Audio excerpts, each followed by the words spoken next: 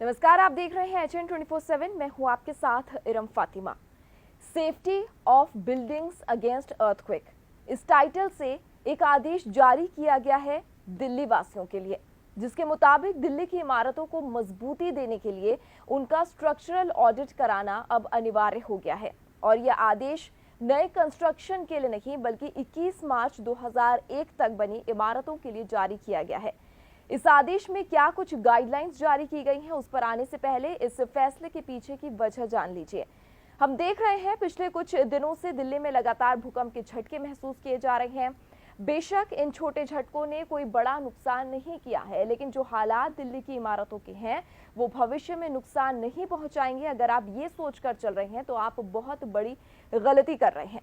देर से ही सही, लेकिन डीडीए जागा है और भूकंप के मद्देनजर दिल्ली में सभी इमारतों का स्ट्रक्चरल ऑडिट कराना अनिवार्य कर दिया गया है, जिसका आदेश आपको इसकी वेबसाइट पर भी मिल जाएगा।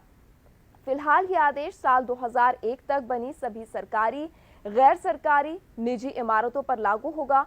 दिल्ली वासियों को 6 महीने में ऑडिट की रिपोर्ट भी डीडीए को जमा करनी होगी। अब ये भी जान लीजिए, जिन इमारतों का ऑडिट नहीं होगा उनकी सूची वेबसाइट पर डाली जाएगी और उनके मालिकों के खिलाफ कार्रवाई भी सुनिश्चित की जाएगी। इसके बाद स्ट्रक्चरल ऑडिट कराने और इमारतों की खामियां दुरुस्त कराने पर जो खर्चा आएगा वो उस इमारत के मालिक से ही वसूला जाएगा। इन इमारतों के मालिक पर जुर्माना भी लगाया जाएगा और कानूनी कार्रवाई होगी सो अलग। डीडीए ने यह आदेश हाई कोर्ट के निर्देश पर जारी किया है, जिसमें 21 मार्च 2001 तक बनी 15 मीटर या उससे ऊंची हर एक इमारत का स्ट्रक्चरल ऑडिट कराना अनिवार्य किया गया है। ये ऑडिट किसी भी मान्यता प्राप्त सरकारी संस्था के स्ट्रक्चरल इंजीनियर से करानी होगी। इस ऑडिट में ये देखा जाएगा कि इमारत कहां से कितनी मजबूत है और कितनी कमजोर है। ऑडिट में संबंध इमारत की खामियां दूर करने के लिए जो सुझाव दिए जाएंगे उन पर अमल भी करना अनिवार्य होगा। दिल्ली वासियों से खास गुजारिश है कि इस आदेश को हल्के में ना लें, सिर्फ इसलिए नहीं कि कानूनी कार्रवाई हो सकती है, बल्कि इसलिए भी क्योंकि इससे आपकी और आपके परिवार की जान को खतरा भी हो सकता है। अंदाजा लगाइए खुद कि ऐसी इमारत में रहना कितना खतरनाक हो सकता है, जिस शहर में 3 महीने के अंदर 20 भूकंप आ चुके हैं। पिछली बार आया भूकंप रिक्टर स्केल पर 4 से ज्यादा मापा गया था। हालांकि इसका केंद्र अलवर था, लेकिन इसके बाद दिल्ली में बनी इमारतों को लेकर स्थानीय निकायों ने कवायद तेज कर दी है। वैसे तो खतरा पूरी दिल्ली में ही है, लेकिन कुछ इलाके दिल्ली के सेंसिटिव जोन में भी आते हैं।